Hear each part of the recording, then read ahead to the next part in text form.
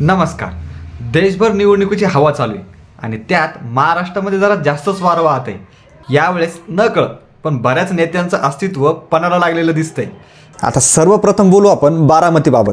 तर बारामतीमध्ये सुप्रियाताई पवार आणि सुमित्राताई पवार यांच्यामध्ये लढत आहे.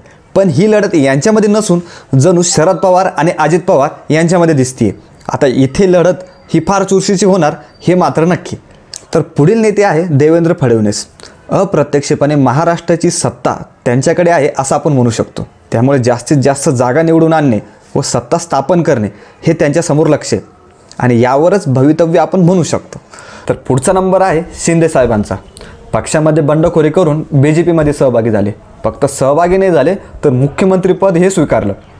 आता जवळपास 14 जागा त्यांच्या हातामध्ये आहे.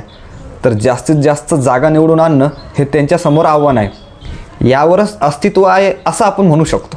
यांची लढत अप्रत्यक्षपणे उद्धव ठाकरे साहेबांसोबत आहे असं आपण म्हणू शकतो. त्यामुळं कोणाच्या जास्त जागा निवडून येतात यावर पुढील शिवसेना कोणाची हा भाग वेगळा, पण पुढील भवितव्य आहे हे मात्र आपण म्हणू शकतो. तर पुढील नेते आहे अजित पवार म्हणजेच दादा.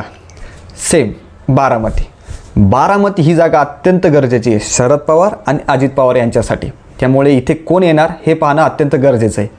तर अशा प्रकारे महाराष्ट्रातील निवडणुका अत्यंत चुरशीच्या होणार आहे हे मात्र नक्की.